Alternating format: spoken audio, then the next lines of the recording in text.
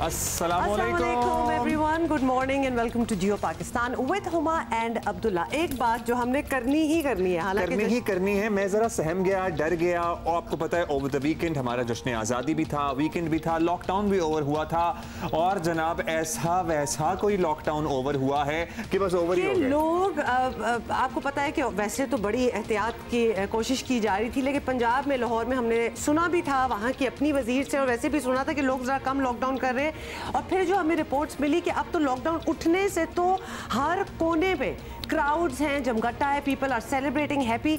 Lockdown उठा है, Covid खत्म नहीं हुआ, ये डिफरेंशिएशन थोड़ी सी मेरा ख्याल है लोग भूल गए। हालांकि वो जो रिंगटोन थी ना, आपको पता है किसी को भी आप कॉल करें तो बड़ा ही हाँ बिल्कुल, अभी थोड़ी सी चेंज भी हो गई है, हुई थी और वो खासी अनोइंग भी थी एनी हाउ। लेकिन एट द सेम टाइम उसमें भी लोगों को यही बताया जा रहा था कि आप प्लीज एहतियात कीजिए, एहतियात का दामन हाथ से ना छोड़िए। लेकिन चाहे लाहौर हो, चाहे कराची हो, चाहे गुजरावाला हो, चाहे पिंडी हो, कहीं भी, और पर्टिकुलरली लाहौर, हमने किसी को भी मास्क पहने नहीं देखा। और ये भी एक बहुत घंटों का ट्रैफिक जाम था साहिल समुंदर पर और लाहौर में पार्कों पर और नहर किनारे फैसलाबाद में लोग ऐसे उमड़ आए थे जैसे ज़ाहिर जश्न का समा तो था। बताएं, यहाँ हम कंप्लेन भी नहीं कर रहे, ऑफ कोर्स इतने देर से बंद हुए हुए दिल तो चाहता है कहीं बाहर निकलो, लेकिन एटलीस्ट डोंट फॉरगेट कि ये पेंडेमिक जो है अभी भी है, अभी भी नंबर जा सकते हैं, बल्कि ईद के बाद कुछ नंबर्स ऊपर भी पंजाब में 900 केसेस सामने आए हैं। तो बहुत से मुल्कों में आपको पता है न्यूजीलैंड में दोबारा कोविड ने सर उठाया है और बहुत से मुल्कों में दोबारा एक नई लहर आई है। तो खुदा का वास्ता है हम लोग जरा एहतियात कर लेंगे तो हम फिर फर्दर ऐसे में इसमें बस ये है कि हम किसी भी किस्म के फर्दर लॉकडाउन से बच जाएंगे। और लॉकडाउन आपको पता है बड़े अनोइंग होते हैं, बड़े अच्छे नहीं होते हैं ना, तो हम सब चाहते हैं इससे बचें। हुकूमत एक वार्निंग दे चुकी है, एक तो रिस्पॉन्सिबिलिटी आपके हाथों में थोप दी गई है कि अब अपने आप को खुद बचाओ, क्योंकि हमने जो करना था कर लिया है। लेकिन साथ साथ ये भी वार्निंग है कि अगर नंबर्स ऊपर गए तो ये लॉकडाउन दोबारा हो सकता है। तो हमें से कौन चाहता है, चाहे वो कारोबार करता हो, चाहे स्कूल्स वाले हों, चाहे वालिदैन हों, कोई नहीं चाहता ना कि कोरोना वायरस दोबारा सर उठाए। तो थोड़ी सी एहतियात कर लें, बस मास्क तो एटलीस्ट पहन लें। हुमा कोई भी मास्क नहीं पहन रहा। I know very bad. अच्छा जी, ये तो हमने बार बार आपको याद दिलाते रहेंगे। हम बीच में जरा रुक गए थे थिंकिंग के पीपल हैव अंडरस्टूड नाउ, लेकिन अब आई थिंक वो जो है ना न्यू नॉर्मल और लाइफस्टाइल चेंज हो गया है, वो तो ऐसे हमने माशाल्लाह लाइफस्टाइल उतार के डस्टबिन में फेंका है। न्यू नॉर्मल में मास्क रहेगा, तो लिहाजा प्लीज वो ना छोड़ें। एनीवे वीकेंड पे और भी बहुत कुछ हुआ, जैसे कि यूएई और इजराइल के ताल्लुकात जो हैं वो भी नॉर्मल पे आ रहे हैं। मतलब ये चीज कभी हम सोच भी नहीं सकते थे। That is also a new normal and very surprising new normal. But we have to get used to that as well. बहुत सी बातें करेंगे। अब being living in Karachi, being a Karachiite now, हम थोड़े से होपफुल हैं कि होपफुली अब सब मिलके जब काम करेंगे। आप हैं होपफुल? तो हम थोड़े से होपफुल हैं कि अब सब मिलकर जब काम करेंगे तो होपफुली कराची शहर का भला हो जाएगा। आपको बताते हैं कि हम बात क्या करेंगे। कराची के मामले में सियासी जमातों के दरमियान इल्जामात की जंग ने अचानक नया मोड़ ले लिया है और एक दूसरे को शहर की तबाही का जिम्मेदार करार देने वाली जमातें अब एक साथ मिलकर कराची की तामीर और तरक्की में हिस्सा लेंगी। और अब्दुल्ला भी इसी की तरफ इशारा कर रहे हैं। शहर के मसाइल के लिए जो जिससे हो सकेगा करेगा। सियासी जमातों के इस अज़म के पीछे वजह कोई भी रही हो, लेकिन मसाइल में घिरे कराची के लिए बहरहाल ये बहुत ज़बरदस्त पेशरफ साबित हो सकती है। Abdullah, what do you think is going to happen? I guess के मुस्बत पेशरफ्त है और वही हमने कहा ना कि हमें होपफुल रहना चाहिए। अब ये भी बता दें आपको, Tehreek Insaf peoples party MQM के रहनुमाओं के दरमियान इस्लामाबाद और कराची में अहम मुलाकातें हुई हैं। पीपल्स पार्टी की तरफ से वज़ीर आला सिंध मुराद अली शाह, सईद गनी, नासिर कैसर, नासिर शाह शामिल थे। गवर्नर सिंध इमरान इस्माइल और वफाक वज़ीरा असद उमर अली जैदी ने तहरीक इंसाफ की नुमाइंदगी की। एमक्यूएम की तरफ से मेयर कराची वसीम अख्तर शरीक हुए। इस मौके पर चेयरमैन एनडीए में लेफ्टिनेंट जनरल मोहम्मद अफजल भी मौजूद थे। मुलाकात में तय पाया कि सब मिलकर कराची की बेहतरी के लिए काम करेंगे। जो मीटिंग हुई है और जिसमें चीफ मिनिस्टर साहब और हम लोग भी थे और फेडरल मिनिस्टर भी थे और जिसमें चेयरमैन एनडीए में लेफ्टिनेंट जनरल अफजल भी थे, तो उसमें जो इश्यूज़ हैं उनको हल करने के लिए और जो फैसिलिटेट करना है, फेडरल गवर्नमेंट ने हमें मुख्तलिफ़ जगहों पे जब बॉटलनेक्स आते हैं उसके लिए ये मीटिंग्स हुई हैं। आपको ये भी बताएं कि गुज़िश्ता दिनों वफाकी वज़ीर असद उमर का कहना था कि NCOC के ज़रिए कराची में बड़ी तब्दीलियाँ जल्द मुतवक्के हैं। सब सियासी लोगों को एक रास्ता निकालना होगा। चलें, we are all looking forward to that. खुशखबरी, तर्जुमान हुकूमत सिंध मुर्तज़ा वहाब कहते हैं कि कराची के मसाइल के हल के लिए मुशावरती कमेटी में वफाक और सिंध हुकूमत के तीन नुमाइंदे शामिल होंगे। वफाक की जानिब से असद उमर, अली जैदी और अमीनुल हक, और सिंध की जानिब से मुराद अली शाह साहब, नासिर शाह और सईद गनी कमेटी का हिस्सा होंगे। तो ये तो है अपडेट। अब कराची वाले भी बड़े खुश हो रहे हैं, लेकिन एट द सेम टाइम हमें वो MQM और पीपल्स पार्टी का इश्तराक और वो मुफाहमत और वो इकट्ठे मिलकर सिंध हुकूमत में बैठना भी याद आ जाता है। अच्छा, लेकिन जिसका कोई फायदा नहीं हुआ था। इंशाल्लाह वी आर होपिंग कि इस बार जो है कुछ फायदा हो। और अंदर क्या बातें हुई हैं, अंदर की क्या बात है, ये भी जरा हम पता करते हैं। तहरीक इंसाफ सिंध के सदर और रुकन सिंध असेंबली हलीम आदिल शेख साहब ने हमें ज्वाइन किया है। शेख साहब, सबसे पहले तो ये बताएं कि ताज़ा मुलाकातों में क्या तय पाया है और अब क्या होने जा रहा है, कुछ डिटेल्स अगर आप शेयर कर सकें। सिंध गवर्नमेंट कहती थी कि बस सारा कुछ हमें दे दें, पैसे हमें दे दें, माल खपे, करना कुछ नहीं हमने। उसके बाद पिछले दिनों जब पहली बरसात में इस शहर को हमने बहुत थोड़े कम पानी में ज़्यादा डूबते हुए देखा, तो प्राइम मिनिस्टर ने एक्शन लिया नोटिस के साथ साथ, और NDMA ने आके FWA के ज़रिए वो कुछ कर दिखाया 5 रोज़ में जो 12 साल में ये लोग ना ही कर सके थे। 3 बड़े नाले इंक्लूडिंग गुज्जर नाला, जो कि कराची का एक पहचान सी बना हुआ था, पूरी दुनिया में मशहूर था गुज्जर नाला, वो साफ़ हो गया था। जो काम 12 साल में PP ने नहीं किया था, 5 दिन में हुआ। उसके बाद फिर हमने देखा कि सुप्रीम कोर्ट ऑफ पाकिस्तान ने जिस अंदाज से कराची के हालात के ऊपर जो उनके कमेंट्स सामने आए, वो भी सबके सामने 3 चीफ जस्टिस साहिबान ने मुस्तकिल कहते रहे, तीनों ने एक बात की कि सिंध हुकूमत नाकाम है, सिंध हुकूमत ठीक नहीं है। तो मैं समझता हूँ कि ये इत्तफाक हुआ है। इसको जो लोग कह रहे हैं कोई इत्तेहाद हुआ है, तो ऐसा कोई इत्तेहाद नहीं हुआ। पीपल्स पार्टी अलग पार्टी है, हम अलग पार्टी है, MQM अलग पार्टी है। इत्तेफाक ज़रूर हुआ है कि कराची को इंशाल्लाह ठीक करना है, चूँकि सिंध में पीपल्स पार्टी की हुकूमत है और वो स्टीयरिंग पर हैं, तो वफाक ने करना है। लेकिन ये नहीं है कि जी पीपल्स पार्टी को फ़ंड भेज दिए जाएंगे और उसके बाद वो वही कुछ करेंगे जो 12 साल में किया। इंशाल्लाह इश्तराकी अमल से कराची को ठीक करेंगे, लेकिन वो कुछ होगा जो इंशाल्लाह कराची की बेहतरी के लिए होगा। क्या होगा ये इंशाल्लाह 1-2 रोज़ के अंदर बाज़ाब्ता तौर पे फेडरल गवर्नमेंट अनाउंस करेगी कि क्या खदोखाल होंगे, क्या तरीक़ाकार होगा। अच्छा, आप कह रहे हैं कि अब बेहतरी आएगी होपफुली। अब ये बता दीजिएगा शेख साहब कि आप लोग कहते थे कि पीपल्स पार्टी की मौजूदगी में कोई काम हो नहीं सकता। अभी भी आपने कहा कि सिंध हुकूमत नाकाम है, सॉर्ट ऑफ तमाम चीफ जस्टिस साहिबान कहते रहे हैं, और आपने और भी पॉइंट पर तनकीद की है। लेकिन अब रातों रात उन्हीं के साथ बैठना, ये मुजज़ा कैसे हुआ? बड़े हैरान हैं हम सब भी, कराची वाले भी, कि क्या पीपल्स पार्टी की खराबियां दूर हो गई हैं या आपको अब उम्मीद जाग गई है कि आपके साथ मिलके बैठेंगे तो काम हो जाएगा? हाँ बिल्कुल, हम कहते थे, हम कहते हैं, और अगर इन्होंने इस दफ़ा भी काम ठीक नहीं है तो कहते रहेंगे। चूँकि 12 साल ट्रैक रिकॉर्ड देखकर हम कहते थे कि इनकी मौजूदगी में कुछ मुमकिन नहीं है। वो इसलिए कहते थे कि अगर हम पुराने फार्मूले पर चलते कि जी पैसे इनको दे दिए जाते जैसे कि NFC अवार्ड के तहत इन्हें मिलते हैं, तो अब भी यही होना था। लेकिन अब फेडरल गवर्नमेंट करना चाह रही है, कर रही है, करेगी। लेकिन चूँकि सिंध में इनकी गवर्नमेंट है, KMC भी है, 3 टीयर्स हैं। बेसिकली तो 4 टीयर्स होते हैं, एक फेडरल गवर्नमेंट, प्रोविंशियल गवर्नमेंट और लोकल गवर्नमेंट्स। लेकिन उसमें चूँकि तोड़ फोड़ कर दी गई है, तो KMC मौजूद है, DMCs मौजूद हैं, और प्रोविंशियल गवर्नमेंट है, फेडरल गवर्नमेंट है। तो इंशाल्लाह तमाम गवर्नमेंट्स, तमाम इदारे। और एक और चीज़, अगर कराची की बात करें तो कराची में कैंटोनमेंट बोर्ड्स हैं जो फेडरल गवर्नमेंट के हैं, KPT फेडरल गवर्नमेंट की है, रेलवे फेडरल गवर्नमेंट संभालती है, KMC लोकल गवर्नमेंट के हवाले होती है, म्यूनसिपल कमिटी कॉरपोरेशन, और इस तरीके से वाटर बोर्ड और दीगर इदारे जो है वो सिंध गवर्नमेंट के पास हैं। तो ऐसा नहीं है कि कोई पीपल्स पार्टी को अचानक कोई अलादीन का चिराग इनके हाथ में आ गया। हम समझ सकते हैं कि अगर फेडरल गवर्नमेंट कुछ कर रही होगी तो इंशाल्लाह एक कोऑर्डिनेशन में पीपल्स पार्टी की सिंध गवर्नमेंट अगर रहती है तो होना चाहिए। लेकिन क्या होगा ये 2-3 रोज़। विद द सेम टोकन आप कह रहे हैं कि पहले भी तनकीद करते रहे हैं, क्रिटिसिज्म होती रही है, लेकिन कुछ अच्छा हो तो उसको एक्नॉलेज भी करना चाहिए ताकि अगले का हौसला भी बढ़े। बट एनीवे, आपसे फाइनली हम ये पूछना चाहते हैं कि एक मामला कराची के लिए आईनी ऑप्शंस तलाश करने का भी था, तो अब क्या वो बात ख़त्म हो गई है और पीपल्स पार्टी के साथ मिलकर ही चलेंगे या कुछ उस पर भी हो रहा है? आईनी ऑप्शंस मौजूद हैं, पीपल्स पार्टी को सोचना पड़ेगा, सीरियस होकर काम करना पड़ेगा और ये राग अलापना बंद कर देना चाहिए। कराची पे कब्ज़ा हो गया, मैं बताना चाहता हूँ, कोई ना खुदा ना खास्ता कराची पे कोई कब्ज़ा होने जा रहा है। कराची फेडरल उसमें मतलब फेडरेशन इसको अपने कब्ज़े में ले रही है, ना कराची को तोड़ा जा रहा है, ना कोई सूबा बन रहा, कुछ नहीं हो रहा। कराची को टेक ओवर नहीं किया जा रहा, कराची के मसाइल को टेक ओवर किया जा रहा है। कराची के वसाइल को टेक ओवर नहीं किया जा रहा, कराची के मसाइल को टेक ओवर कर रहे हैं कि यहाँ के कचरे को, यहाँ की गंदगी को, यहाँ के पानी के मसाइल को, यहाँ के गटर के मसाइल को, यहाँ के ट्रांसपोर्ट के मसाइल को। कराची वालों को कसूर नहीं है। तो आईनी ऑप्शन सारे मौजूद हैं, 149(4) भी मौजूद है, 235 भी मौजूद है, 234 भी मौजूद है, बहुत सारे आईनी ऑप्शन मौजूद हैं।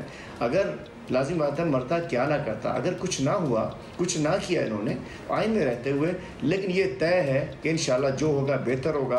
कराची के लिए अगर बेहतर होगा तो पूरे सूबे के लिए बेहतर होगा, पूरे सूबे के लिए बेहतर होगा, पूरे मुल्क के लिए भी बेहतर होगा इंशाल्लाह। चलें होपफुल जी, इंशाल्लाह हम भी होपफुल हैं। बहुत शुक्रिया आपका शेख साहब, आपने वक्त दिया।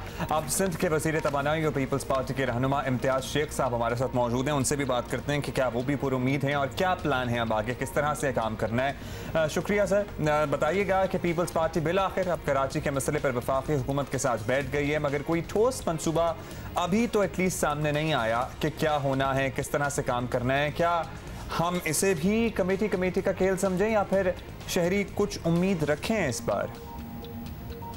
खुले दिल के साथ मिलकर और चीज़ों को, लोगों के मसाइल हल करने के लिए कहा है तहरीक इंसाफ को। तो उस सिलसिले में एक कमेटी के प्रपोजल आया है और उसमें वज़ीर आला और कुछ वफाकी वज़रा बैठे थे और उस पर काम हो रहा है और कमेटी बन जाए। और मतलब हम तो कहते हैं कि आ जाएं, फेडरल गवर्नमेंट भी अपना पार्ट प्ले करे। कराची एक मेट्रोपॉलिटन शहर है, इसमें मतलब करोड़ों लोग रहते हैं और ये सबका शहर है, पूरे पाकिस्तान, मिनी पाकिस्तान इसको कहते हैं। तो यहाँ इशूज़ हैं जो कि हल होने वाले हैं और सूबाई हुकूमत के पास इतने रिसोर्सेज नहीं है कि फौरी तौर पे सब हल कर सकें।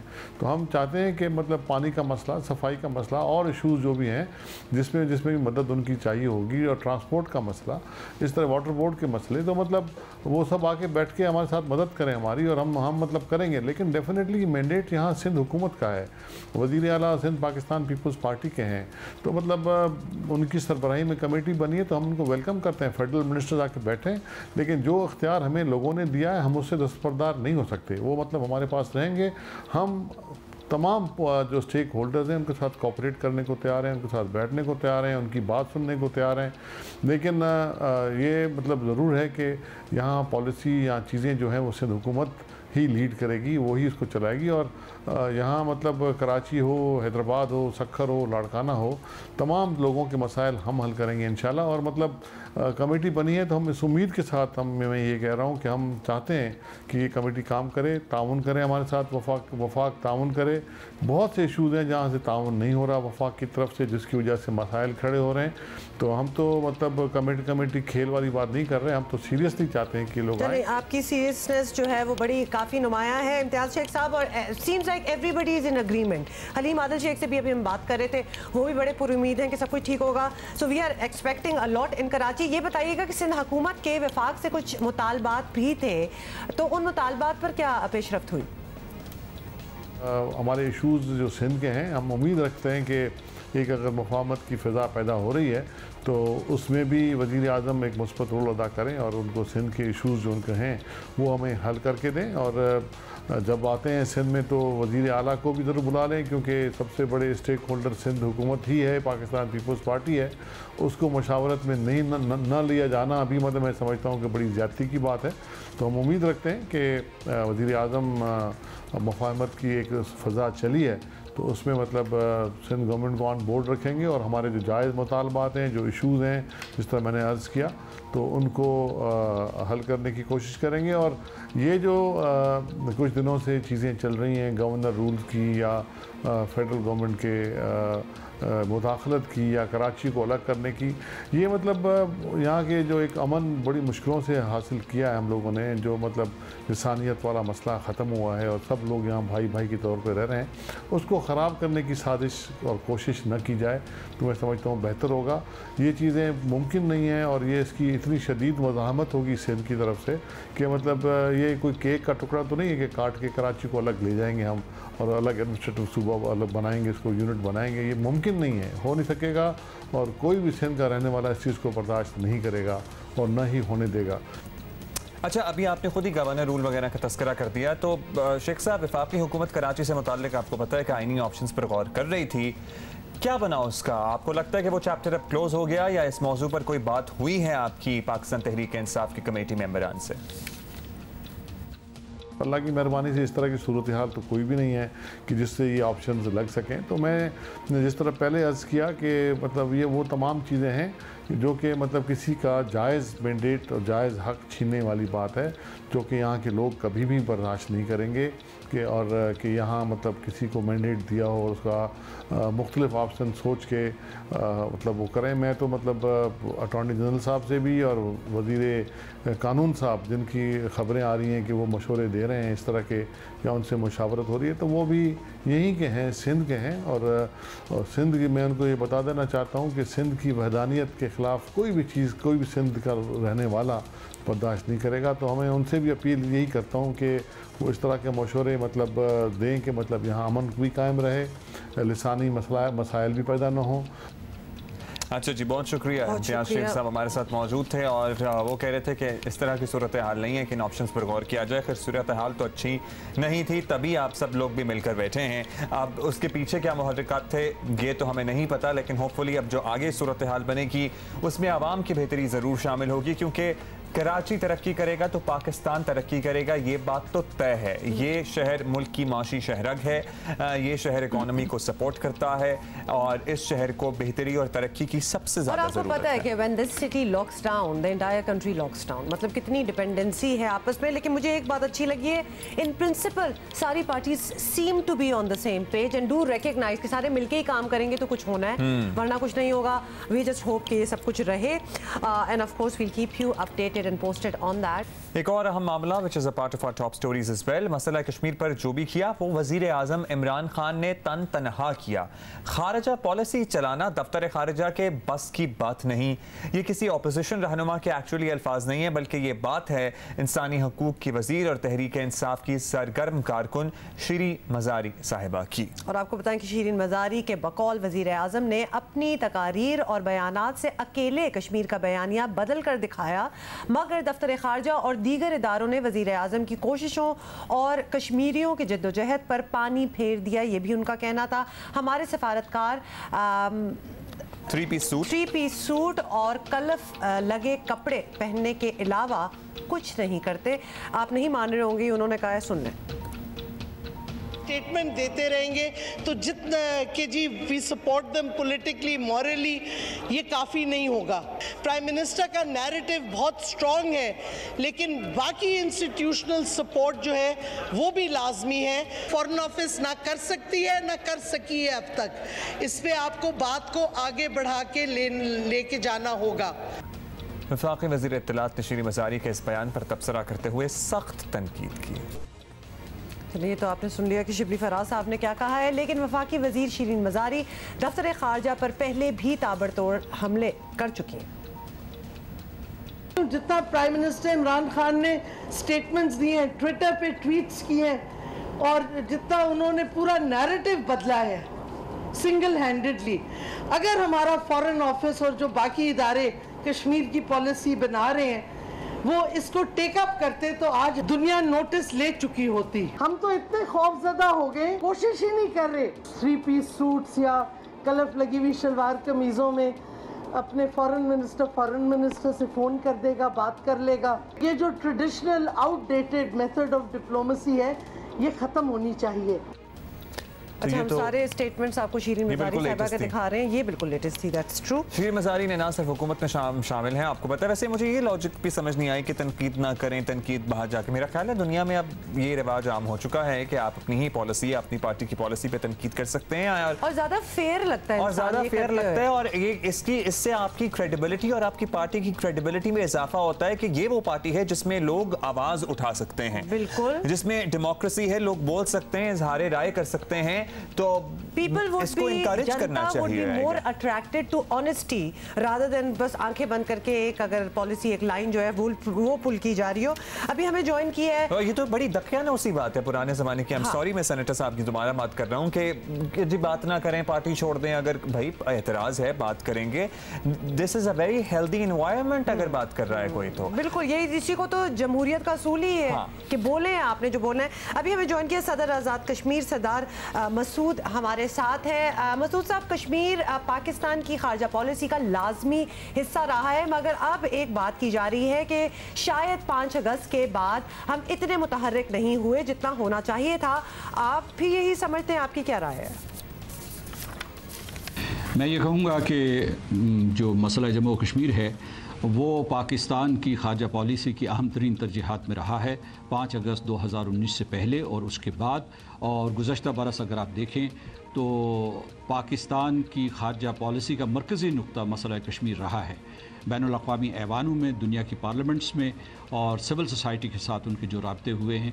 फिर दूसरी ये है कि सारी की सारी दुनिया जो है वो आपके साथ उठ खड़ी हुई थी, लेकिन उसमें कुछ रखना अंदाजी हुई उस वजह से कि दुनिया में कई और किस्म के जो अहम डेवलपमेंट्स हुई या अहम पेशरफ्त हुई, जिसकी वजह से कश्मीर से तवज्जो हट गई। और फिर एक मरतबा आपने देखा कि 5 अगस्त 2020 को दुनिया की तवज्जो कश्मीर के ऊपर मरकूज़ हुई।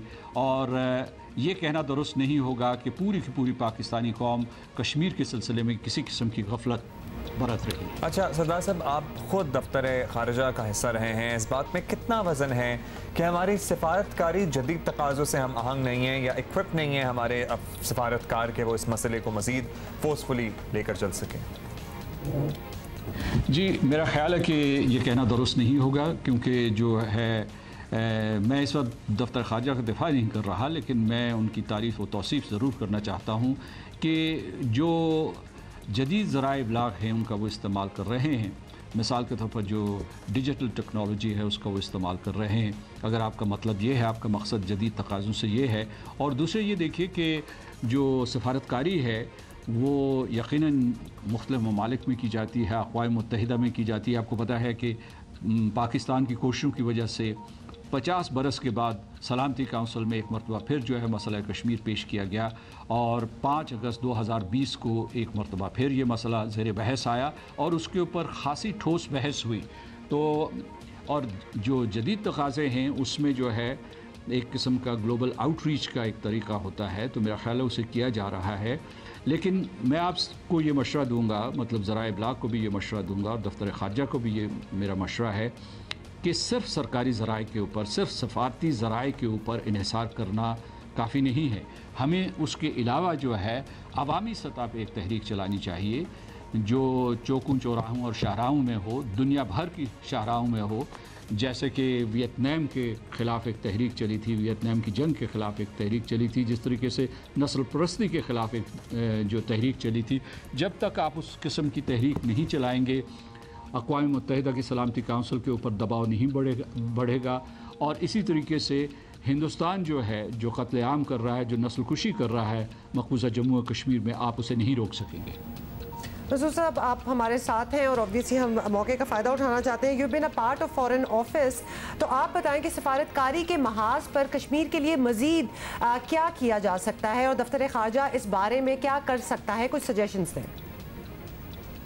देखिए, आपका जो फोकस है वो दफ्तर खारजा पे है। मैं ये कहना चाहता हूँ कि जब आप कश्मीर के बारे में फ़ैसले करेंगे और हिकमत अमली बनाएंगे तो पूरी की पूरी हुकूमत को बनानी होगी, बल्कि सारी सियासी जमातों को मिलकर बनानी होगी, पूरी रियासत को बनानी होगी। जो दफ्तर खारजा की ज़िम्मेदारियाँ हैं वो ये है कि किसी तरीके से आप जो है, जो पॉलिसियाँ आपको हुकूमत ने दी हैं, तमाम सियासी जमातों ने दी हैं, मुत्तफ़िका तौर पर आप उनको अमली जामा पहनाएँ। लेकिन आपने ये पूछा है कि इस सिलसिले में क्या करना चाहिए, तो मैं समझता हूँ कि सतहों पे काम करना चाहिए। एक मैं इशारा कर चुका हूँ कि जो आपके कायदीन हैं वो दुनिया भर की सिविल सोसाइटी और सियासी जमातों के पास जाएँ, पार्लियामेंट्स के पास जाएँ, इंटर पार्लियामेंट्री यूनियन के पास जाएँ। और आपका एक कानूनी मुकदमा भी है। एक मुकदमा तो जो है वो सलामती काउंसिल में है कि कश्मीरियों को उनका हक़ खुदरादियत दिया जाए और कश्मीर के सिलसिले में जो करारदादें हैं उनके ऊपर अमल दरामद किया जाए। लेकिन दूसरा आपका मुकदमा कश्मीरियों के हुकूक से मुताल्लिक़ है जो कि बिलखसूस हिंदुस्तान के 5 अगस्त के गैर कानूनी इक़दाम की वजह से पैदा हुआ है। मिसाल के तौर पर उन्होंने उनकी ज़मीन के ऊपर अहले जम्मू कश्मीर अहले मक़बूज़ा जम्मू कश्मीर की ज़मीन के ऊपर कब्ज़ा किया है। उस सरज़मीन को उन्होंने हिंदुस्तान के साथ मुल्हिक कर दिया है ज़बरदस्ती, और उसके बाद अब सरज़मीन मक़बूज़ा जम्मू कश्मीर के ऊपर हिंदुओं को ला के आबाद कर रहे हैं। उनसे जो कश्मीरी वहाँ के रहने वाले कश्मीरी हैं, जो उसके मालिक हैं, जिनका वो वतन है, उनसे ज़मीन छीन रहे हैं, उनसे कारोबार छीन रहे हैं, उनसे रोज़गार छीन रहे हैं। उनकी ज़मीन जो है वो उससे उनको निकाल रहे हैं। तो इसमें उनके बहुत से बैनुल-अक़वामी क़वानीन जो हैं उनको पामाल किया जा रहा है। इस सिलसिले में बैनुल-अक़वामी क़ानूनी इदारों से, और वो इदारे जो हुकूक इंसानी के मुहाफ़िज़ कहलाते हैं या उसके बारे में उनके फ़राइज़ कुल वक्ती हैं, उनकी तरफ रुजू करना चाहिए। सरदार मसूद साहब सदर आज़ाद कश्मीर हमारे साथ मौजूद थे और उन्होंने कहा कि दफ्तर ख़ारिजा जो है तमाम जदीद तकाज़ों के मुताबिक मसला कश्मीर को पूरी दुनिया में उजागर करने के लिए काम कर रहा है, लेकिन अवामी सतह पर जो मुहिम है उसमें मज़ीद बेहतरी की गुंजाइश मौजूद है। और ना सिर्फ ये कि अवामी सतह की मुहिम पाकिस्तान में हो, यहाँ पर रैलियाँ निकाली जाएँ, अवामी इज्तिमात हो, बल्कि पूरी दुनिया में। और इनफैक्ट पाकिस्तान में तो जो हो वो अच्छी बात है, लेकिन पूरी दुनिया में जब इस तरह लोग प्रोटेस्ट करेंगे या कश्मीर के मौजू पर बाहर निकलेंगे तो उसका इम्पैक्ट और होता है। आपको पता है ना कि ये यूएई और इजराइल की जो दोस्ती भी एक इनिशिएशन हुई है, तो इस पर ये भी बड़ी टेंशन है, बिकॉज रेपरकशंस जो है वो बहुत कश्मीरियों पे भी आते हैं, क्योंकि कश्मीर और विज़ावी पाकिस्तान इंडिया की भी सिचुएशन बहुत सिमिलर है। तो अगर फ़लस्तीनियों के राइट्स पे अगर पूरे ना उतरे, कॉम्प्रोमाइज़ हो जाए, तो फिर विज़ावी यही समझा जाएगा कि फिर कश्मीरी भी कॉम्प्रोमाइज़ कर ले। तो ये it's really needs to be decided कि पाकिस्तान का इस वक्त रिस्पॉन्स वैसे क्या होना चाहिए, स्टांस क्या होना चाहिए। खैबर पख्तूनख्वा के जिला नौशहरा में 5 साला बच्ची को ज्यादती के बाद कत्ल कर दिया गया। कमसिन बच्चों के साथ ज्यादती की वारदातें रुकने में नहीं आ रही और हुकूमत और माशरे दोनों को गैर मामूली तौर पर ऐसे भयानक जराइम के खिलाफ मुतहर्रिक होना पड़ेगा। नौशहरा के इलाके हमजा रश्का की रिहायशी 5 साला बच्ची की लाश घर से थोड़े फासले पर कायम मुर्गियों के वीरान फार्म में, यानी एक पोल्ट्री फार्म में मिली। और बच्ची एक रोज़ से लापता थी, जिसे ज़्यादती के बाद कत्ल किया गया। DPO का कहना है कि बच्ची का पोस्टमार्टम कर लिया गया है। नामालूम अफराद के खिलाफ मुकदमा दर्ज करके तफ्तीश के लिए JIT तश्कील दे दी गई है। तो पोस्टमार्टम की रिपोर्ट नहीं आई हुई, लेकिन यह है कि तमाम सैंपल्स जो हैं वो ले लिए गए हैं DNA टेस्ट के लिए भी, और बाकी जो स्वाब्स वगैरह जो फोरेंसिक एक्सपर्ट्स होते हैं उन्हें सब ने वहाँ से कलेक्शन कर लिया। अभी प्राइमरीली हम लोग प्रोफाइलिंग पे गौर कर रहे हैं। आई एम श्योर कि जो सस्पेक्ट है, जो हमारा एक्यूज्ड है, वो प्रॉब्ली उसी गांव का प्रमा पेशा लग रहा है। तो इसलिए हमारा ज़्यादातर फोकस जो है प्रोफाइलिंग के ऊपर है, और कौन से लोग इलाके से गायब हैं या जो मौजूद हैं वहाँ पे। और आपको बता दें कि इसी साल जनवरी में नौशहरा में ही 7 साला बच्ची के साथ ज्यादती हुई थी और फिर उसको कत्ल कर दिया गया था। ये वही जगह है जहां दोबारा ये हो रहा है आफ्टर ओनली 7 मंथ्स। इसी पे हम मजीद बात भी करेंगे। मुश्ताक पराचा, नुमाइंदा जियो न्यूज़, हमारे साथ हैं। मुश्ताक, किस तरह पेश आया ये वाकया, क्या आपके पास तफसीलात हैं, और अब तक क्या क्या स्टेटमेंट्स जारी हो चुकी हैं, क्या हो रहा है? जी, नौशहरा के इलाके हमजा रश्का मेरा खश की पायान में ये वाकया पेश आया है, जहां पर इमरान खान ने अपनी रिपोर्ट में पुलिस को बताया कि उसकी बेटी दिन 2 बजे घर से निकली और फिर घर वापस नहीं आई। उन्होंने काफ़ी तलाश की, मसाजिद में भी ऐलानात किए, आसपास के घरों में भी देखा था, हम उन्हें कुछ मालूम ना हो सका। आखिर में उन्होंने बच्चों ने एक वीरान मुर्गियों का फार्म था जहां देखकर वहां पर खून के धब्बे देखे, और फिर जब देखा तो बोरी में बच्ची की लाश पड़ी थी और उसके पाँव नज़र आ रहे थे। उन्होंने बड़ों को इत्तला दी और जब बड़े वहां पहुंचे तो उन्होंने देखा कि मासूम 5 साला सीमा को बेदर्दी से तशद्दुद के साथ कत्ल करके मुबैना तौर पर उसके ज़्यादती का भी इल्ज़ाम लगाया गया है। और फिर उन्होंने लाश जो है नौशहरा के अस्पताल मुंतकिल की, जहां पर वहाँ लड़की की लाश जो है खैबर मेडिकल यूनिवर्सिटी पेशावर मुंतकिल की गई और वहाँ पर बच्ची का पोस्टमार्टम किया गया। और पुलिस ने जो सवालात किए उसके मुताबिक DNA टेस्ट के लिए भी नमूने ले लिए गए और उन्हें फोरेंसिक लेबॉर्ट्री रवाना कर दिया गया। और उसके बाद बाकायदा पुलिस ने नामालूम मुलजिमान के खिलाफ इमरान खान की रिपोर्ट पर मुकदमा दर्ज कर लिया। जी अच्छा, आई हैव टू से वन थिंग हियर, जब मैं ये खबर सुनती हूँ ना, इस किस्म की खबर, और फिर सुनने में आता है जी बच्ची घर से निकली दोपहर को 2 बजे, फिर ढूंढ, बच्ची कैसे निकल गई घर से अकेले? बच्ची है, 5 साल के बच्चे को क्या आप, मैं सोच नहीं सकती कि मैं अपने 5 साल के बच्चे को अपनी नज़रों से ओझल कहीं अकेले भेज दूँ। आपने विसिनिटी देखिए, सराउंडिंग्स, एक जाहिर है एक बहुत ही पसमानदा इलाका है, गाँव है, यहाँ पे थोड़ी सी आबादी है, वहाँ पे क्या आप एक्सपेक्ट कर रही हैं कि बच्चे बाहर नहीं खेलते होंगे? इधर हो रहा है तो सीखो, वहाँ ज़्यादा हो रहा है। अच्छा, हमारे कॉरेस्पॉन्डेंट हमारा इंतजार कर रहे हैं, हमारे साथ ही हैं। बताइएगा, आपके नौशेरा में इससे पहले भी हमने देखा है कि बच्ची के साथ ज्यादती का ऐसा ही अफसोसनाक वाक़या हुआ था, कत्ल किया गया था, उस केस की कोई पेशरफ्त? नौशेरा में इससे पहले 2 सानहात हो चुके हैं, जिसमें नौशेरा कलां की मनाहिल और ज़ियारत काका साहब की हौजनूर के वाक़यात शामिल हैं। मनाहिल के केस में दहशतगर्दी का दफ़ा लगा है और उसके बारे में मालूम हुआ है कि उसका मुकदमा जो है इंसदाद दहशतगर्दी की अदालत मर्दान जेल में, वहाँ पर ये बाकायदा समाअत जारी है और काफ़ी हद तक ये मुकदमा आगे बढ़ चुका है। जबकि ज़ियारत काका साहब की हौजनूर का मुकदमा जो है वो डिस्ट्रिक्ट एंड सेशन जज नौशेरा की अदालत में ज़ेर समाअत है और वहाँ पर मुल्ज़िमान अब्दार और रफ़ीकुल वहाब के ख़िलाफ़ ये मुकदमा जारी है और उसमें बाकायदा समाअतें हो रही हैं। ताहम इसमें DPO नौशेरा नजमुल हसनैन के मुताबिक दोनों मुल्ज़िमान ने की session court, Peshawar high court और गुज़िश्ता दिनों सुप्रीम कोर्ट ऑफ पाकिस्तान से दरख्वास्त ज़मानत खारिज हो चुकी है और कोरोना की वजह से इसमें जो ताख़ीर हुई थी, अब दोबारा से इस अहम मुकदमे की समाअत जो है वो डिस्ट्रिक्ट एंड सेशन जज नौशेरा शहनाज हमीद खटक की अदालत में शुरू हो चुकी है। बहुत बहुत शुक्रिया मुश्ताक कराचा, नुमाइंदा जियो न्यूज़, हमें डिटेल्स दे रहे थे इसकी। अब तो वो बच्चा पकड़ा भी गया, बच्चा ही कहूँगी, 18 साल का बच्चा ही हुआ जिसने रेप किया 5 साल की बच्ची को, फिर कत्ल कर दिया। समटाइम्स आपका दिमाग इतना ख़राब हो जाता है सोचते हुए कि लगता है कि चलो कत्ल कर दिया, वो शायद बेहतर ही किया, क्योंकि जो ट्रॉमा उस बच्ची ने गुजारना था ना उसके बाद। दूसरी बात यह है कि जब तक ठोस किस्म की हार्डकोर सजाएं नहीं दी जाएंगी ना, वो फिर आई एम सॉरी बट इस किस्म के क्राइम के लिए चौक पे लटका देना चाहिए। वो वाली केस में क्या सजाए मौत नहीं हुई ना?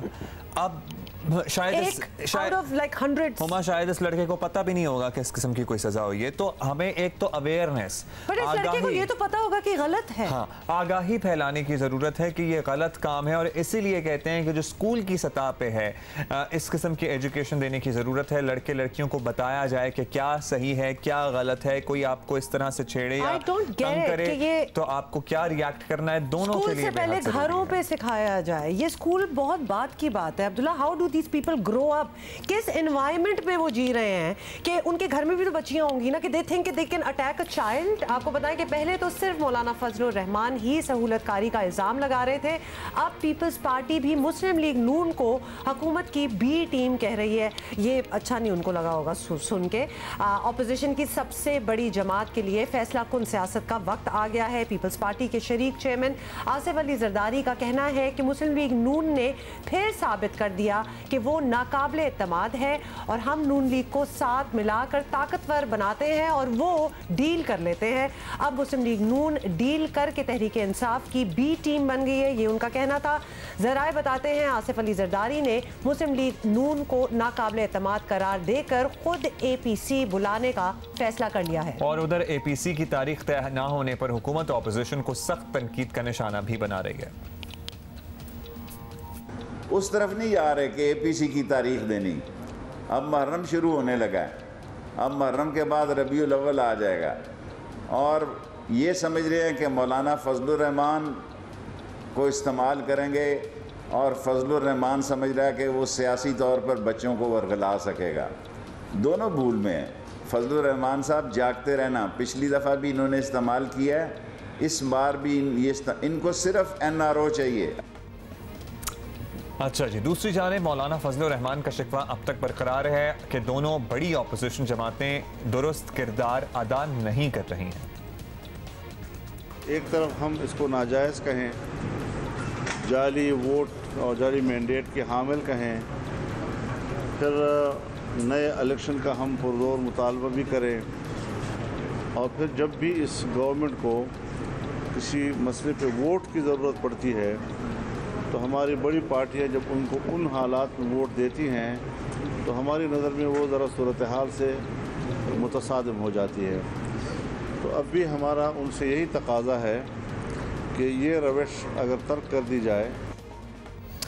नून लीग को हुकूमत की बी टीम का ताना देने वाली पीपल्स पार्टी का अपना हाल ये है कि उसने कराची की हद तक ही सही तहरीक इंसाफ और MQM से हाथ मिला लिया, तो ये भी बड़ी बात है। और ऐसे हालात में फ़िलहाल हुकूमत को अपोजिशन से बज़ाहिर कोई ख़तरा नज़र नहीं आता, सभी सेटल्ड है। अभी हमें ज्वाइन किया मुस्लिम लीग नून के रहनुमा और रुकन कौमी असम्बली मोहसिन शाहनवाज रांझा साहब ने, उनसे बात करते हैं। रांझा साहब, ये बताइए कि अगर अब तक APC की तारीख भी नहीं आई और एजेंडा भी तय नहीं हुआ तो हुकूमत का ये कहना जायज़ नहीं कि अब APC हो ही नहीं सकती, आप क्या कहेंगे इस पर? ये APC का एजेंडा जो है, अगर गवर्नमेंट ये समझती है कि APC का एजेंडा तय नहीं हुआ तो गवर्नमेंट जो है, मैं समझता हूँ कि फूल्स पैराडाइज में है। APC का एजेंडा जो है, सबसे बड़ा जो एजेंडा है APC का, वो है इनका failure as a government, failure to run the affairs of the government, और जिसमें ये बुरी तरह नाकाम हो चुके हैं। That is the top of the agenda. उसके साथ साथ हम ये नहीं चाहते कि जो बाकी छोटे सूबे हैं उनके जो माली मामलात हैं, उन मामलात में सूबों की मंशा और सूबों की कंसेंट लिए बगैर, उनकी मुकामी लीडरशिप्स को इन्वॉल्व किए बगैर कोई फ़ैसले किए जाएं, तो ये भी APC के एजेंडा में होगा। उसके बाद आने वाले दिनों में जो नेशनल असम्बली में और पार्लियामेंट में जो कानून साजी हो रही है और जिस तरह से उस कानून साजी को हुकूमत करवाना चाहती है, वो भी एजेंडा में होंगे। और फिर सुप्रीम कोर्ट के फ़ैसलों की रोशनी में जो पाकिस्तान की आला अदालतें, अदालत उज़्मा और अदालत आलिया नैब के हवाले से अपनी गुफ्तगू कर चुके हैं और ऑब्जर्वेशंस दे चुके हैं, उन ऑब्जर्वेशंस की रोशनी के बीच में जो हम समझते हैं कि एहतसाब के अमल में जो तब्दीलियाँ लाने की ज़रूरत है, वो भी एजेंडा होगा। तो एजेंडा तो ऑलरेडी जो है वो काफ़ी हद तक जो है वो डिस्क्राइब्ड है, और उसमें नैब का जो एक बेजा इस्तेमाल और जो पॉलिटिकल विक्टिमाइजेशन है सियासी मुखालफिन के साथ, उन पे जो झूठे और मन गढ़ंत केसेस बनाए जाते हैं और फिर जब वो पेशियाँ भुगतने आते हैं तो उन पे हमलावर हो जाया जाता है और तोड़ फोड़ की जाती है और पुलिस जो है वो ईंटें बरसाती है। तो इस तरह के जो मामलात हैं ये सब APC के बीच में शामिल होंगे और तमाम पॉलिटिकल पार्टीज कंसेंसस के साथ इसके ऊपर को फैसला। अच्छा मोहसिन, हुकूमत से बड़ा मसला अपोजिशन के आपस के इख्तिलाफात हैं इस वक्त। Would you agree, Peoples Party कहती है कि अब वो अकेले ही APC के लिए आगे बढ़ेंगे, नून लीग के लिए यह काबिल कबूल होगा? देखिए, पीपल्स पार्टी मुस्लिम लीग नून जो है ये अपोजिशन की सबसे बड़ी जमात है पार्लियामेंट में, और अपोजिशन की सबसे बड़ी जमात होने की हैसियत से हम तकरीबन हर फैसले में पीपल्स पार्टी को साथ लेके रखते हैं।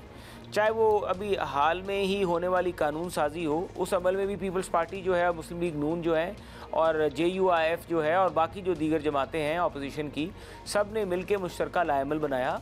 और ये सारी की सारी जो मीटिंग्स थी, ये सारी के सारे जो मामलात थे, इसको लीडर ऑफ द अपोजिशन जो हैं या पार्लिमानी जो लीडर्स हैं पॉलिटिकल पार्टीज़ के अपोजिशन में, उन सब ने मिलजुल के जो है उनको आगे लेके चले हैं।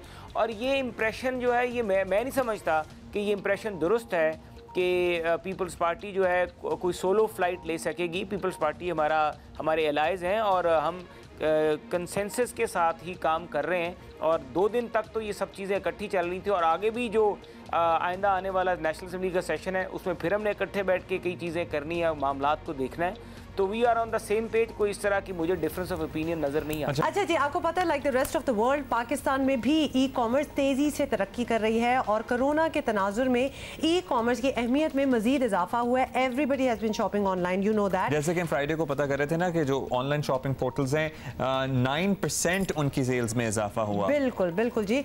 आपको बताएं कि ई मार्केट में कैसे कामयाब हुआ जाए, इसी हवाले से पाकिस्तान की सरफहरिस्त और सबसे बड़ी ई कॉमर्स सेलर्स की कम्युनिटी काम कर रही है जिसका नाम है एक्सट्रीम ई कॉमर्स। ये प्लेटफॉर्म अब लाया है वीडियो बूट कैंप 2020, जिससे खसूसन नौजवानों को ई कॉमर्स से ज़्यादा और नित नए तरीकों से फ़ायदा उठाने की ट्रेनिंग यानी तरबियत भी दी जा रही है। और इसी पर बात करने के लिए कैसे होगा, एग्जैक्टली किस किस चीज़ की ट्रेनिंग देंगे, हमारे साथ मौजूद हैं एक्सट्रीम ई कॉमर्स के बानी सनी अली साहब। बहुत शुक्रिया सनी, आपने वक्त दिया। सनी, सबसे पहले तो ये बताइए कि आपका ये जो प्लेटफॉर्म है, how does it help people और इट हेल्प पीपल, और ये जो ट्रेनिंग आपका जो बूट कैंप है इसमें क्या क्या सिखाया जाएगा? पहले तो इसका नाम एक्सट्रीम ई कॉमर्स नहीं है, एक्सट्रीम कॉमर्स नाम है इस प्लेटफॉर्म का। और ये पाकिस्तान का सबसे बड़ा प्लेटफॉर्म है जिसमें इस वक्त 2 लाख प्लस मेंबर्स मौजूद हैं। और यहाँ पर वीडियो बूट कैंप जो नया कोर्स, जो नया ट्रेनिंग हमने लॉन्च किया है, उसका जो असल मकसद है वो ये है कि लोगों को $1000 पर मंथ बनाने के लिए काबिल किया जाए। तो अब वो $1000 पर मंथ बनाने के लिए उन्हें वो ट्रेनिंग कोर्सेज सिखाए जाते हैं जहाँ से वो ऑनलाइन इंटरनेट के ऊपर $1000 बना सकते हैं। अब इसके अंदर अमेज़ॉन भी शामिल है, उसके अंदर वर्चुअल असिस्टेंट के भी कोर्सेज हैं, फ्रीलांसिंग भी शामिल है और 50 डिफरेंट स्किल्स हैं जहां से वो सीखकर महीने का $1000 बना सकते हैं। ये सर्विसेज दे सकते हैं या फिर अपनी जैसे कारोबार हैं, अब बहुत से लोग कन्वेंशनल कारोबार कर रहे हैं, वो चाहते हैं कि अपने कारोबार को ऑनलाइन भी शुरू करें, तो क्या उनके बच्चे या वो लोग खुद भी ट्रेनिंग ले सकते हैं, उनको भी इससे फ़ायदा होगा? ये बेसिकली VBC 2020 का जो असल मकसद था वो ये था कि 16 साल से लेके जो बड़े लोग हैं, बच्चों को भी इंगेज किया जाए, वो भी कुछ सीखें, $1000 बनाना शुरू कर दें। हाउसवाइफ जो घर में बैठी हुई हैं वो भी $1000 महीने का बनाना शुरू कर दें। उसके अंदर डिफरेंट स्किल्स हैं, 50 डिफरेंट स्किल्स हैं जो वो सीख सकते हैं और उन स्किल्स को यूज़ करके फ्रीलांसिंग, ऑनलाइन फ्रीलांसिंग करके वहाँ से पैसे बना सकते हैं। तो वो सबके लिए है बेसिकली। अच्छा, ये आपसे पूछेंगे कि तरीक़ेकार क्या है कि किस तरह ज्वाइन कर सकते हैं अगर आप इस बूट कैंप का हिस्सा बनना चाहते हैं, लेकिन ये भी आप सनिया में ज़रूर बताइएगा कि किसी के पास कोई सरमाया ही ना हो, let's say they have nothing to invest, तो क्या ऐसे लोग भी ई-कॉमर्स का कारोबार कर सकते हैं? VBC 2020 का जो असल मकसद है वो यही है कि लोग बगैर इन्वेस्टमेंट के पैसे कमा सकें।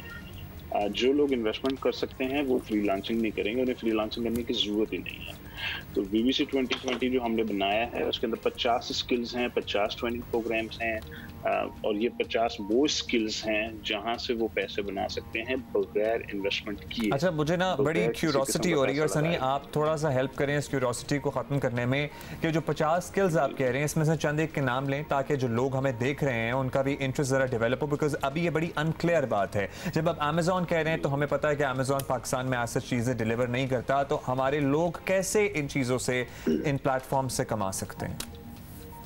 पहली बात तो आप लोगों को सबको थोड़ा सा कॉन्सेप्चुअल क्लैरिटी चाहिए कि अमेज़ॉन पाकिस्तान में डिलीवर नहीं करता और हमें डिलीवरी चाहिए भी। हम तो यहाँ अमेज़ॉन से खरीदने की बात नहीं कर रहे बल्कि अमेज़ॉन पे बेचने की बात कर रहे हैं। ठीक है। तो अमेज़ॉन पे बेचने के लिए हमें कोई फर्क नहीं पड़ता अमेज़ॉन पाकिस्तान डिलीवर करे या ना करे।